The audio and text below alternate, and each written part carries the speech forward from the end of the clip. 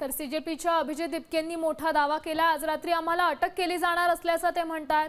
अटक झाली तर जंतर मंतर सोडू नका असं आवाहन केलंय। अभिजित दिपकेंनी विद्यार्थ्यांना असं आवाहन केलेलं आहे।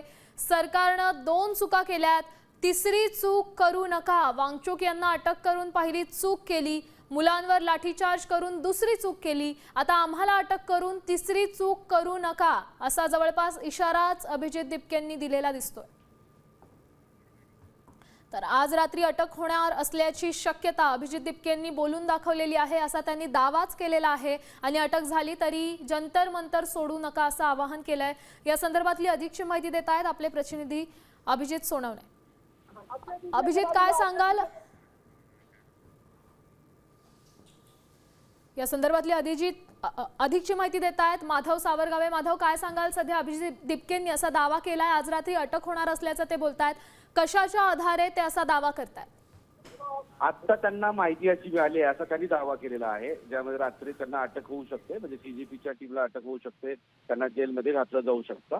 पण हे सगळं झालं तरी तुम्ही इथून हलायचं नाही, जोपर्यंत धर्मेंद्र प्रधान यांनी राजीनामा दिला नाही तोपर्यंत इथून हलायचं नाही अशी भूमिका त्यांनी मांडलेली आहे। नेमकं त्याच्या मागचं काय माहिती कुठून मिळाली हे त्यांनी सांगितलेलं नाही, पण आता जो सगळ्या तरुणांशी संवाद साधू होता, आता थोड्याच वेळात प्रेस कॉन्फरन्स आहे, त्या संदर्भातला प्रश्न विचाराल तर तो अधिक माहिती देण्याची शक्यता आहे, देईल ही। पण रात्रीच्या वेळेस अटक होऊ शकते, कारण सरकार तसं पुढे रणनीती आखली जात आहे सरकारच्या वतीनं, असं त्यांनी आरोप केलेला आहे। आता या आरोपामध्ये किती तथ्य आहे ते बघावं लागेल। पण ज्या केंद्र सरकारकडे मागण्या केलेल्या होत्या त्यापैकी 4 मागण्या मान्य झालेल्या आहेत असं सुरुवातीला आशुतोष रांका म्हणाला।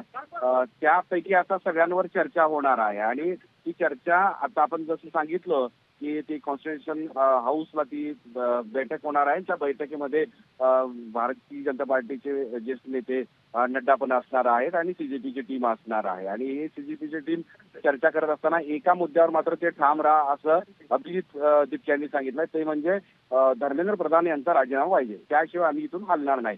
जेव्हा धर्मेंद्र प्रधान खुर्ची सोडतील तेव्हा आम्ही जंतर मंतर सोडू अशी त्यांनी भूमिका मांडली। आणि या भूमिका मांडताना त्यांनी एक खळबळजनक दावा केलाय की रात्री अटक होऊ शकते। आता बघूयात की थोड्याच वेळात तो एक प्रश्न त्यांना विचारून काय नेमकं त्यांना कुठून माहिती मिळाली हे जाणून घेण्याचा प्रयत्न करू।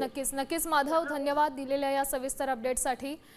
तर या सगळ्या संदर्भात आता पत्रकार परिषदेत कॉकरोच जनता पार्टीकडनं काय आवाहन करण्यात येते किंवा काय सांगण्यात येते, अवघ्या देशाचं लक्ष याकडे लागलेलं आहे। त्याचसोबत सरकारच्या शिष्टमंडळासोबत बैठकीही होणार आहेत, त्यात काही तोडगा निघतोय का तेही पाहावं लागेल। 2 मिनिटं